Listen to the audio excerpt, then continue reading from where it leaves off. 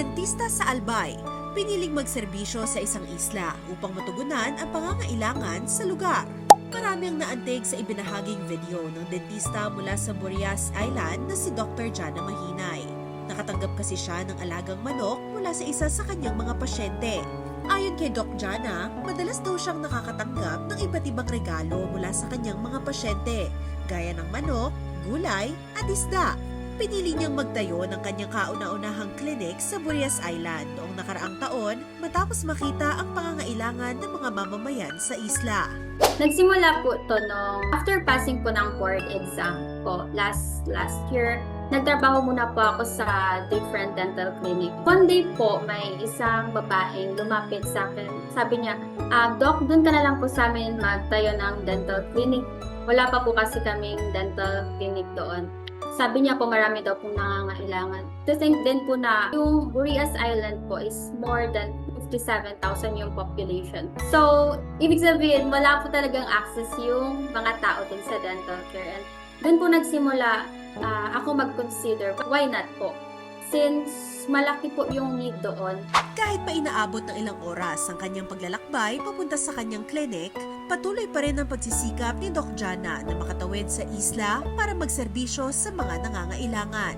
Lalo na't kaligayahan niya ang makatulong na mabawasan ng mga problema ng mga mamamayan sa isla. Kabilang dito ang problema nila sa paglalakbay at paggastos ng malaki para lang makatanggap ng dental care mula sa syudad. In terms po sa traveling, hindi lang po yung pag-travel, by land din po. So, overall po, almost 4 hours, pero minsan po umaabot ng 5 hours.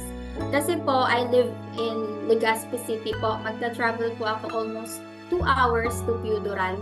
And Piuduran naman to Burias Island. Grabe po pala. Balikan na po to. Edi a total of 8 hours. Tama po? Yes po. Wow. So, araw-araw niyo po itong ginagawa, Dok? Hindi naman. Kayo natutuluyan? Hindi naman po. Usually po, nag-stay ako dito ng 3 days, 1 week, or more than a week po. Depende po sa mga pasyente na kailangan ko pa pong i-treat po. Bukod sa pagseserbisyo sa lugar, tila naging pangalawang tahanan na rin ni Doc Jana ang isla. Dito siya nakakilala ng mga bagong kaibigan na nakapagbahagi sa kanya ng iba't ibang kwento ng kanilang buhay. Kaya bilang isang doktor na nagseserbisyo sa isang isla, may nais ipanawagan si Doc Jana sa gobyerno ng bansa. Sana po mabigyan nila ng mas malaking attention yung community sa isla. Especially po pagdating sa healthcare, hindi lang po sa dental, sa lahat pong aspect ng health. Kahit po sana isang maayos na dental care sa bawat barangay, malaking tulong po yun. Sana po unti-unti nating mapalapit yung mga health services sa mga ganitong lugar po.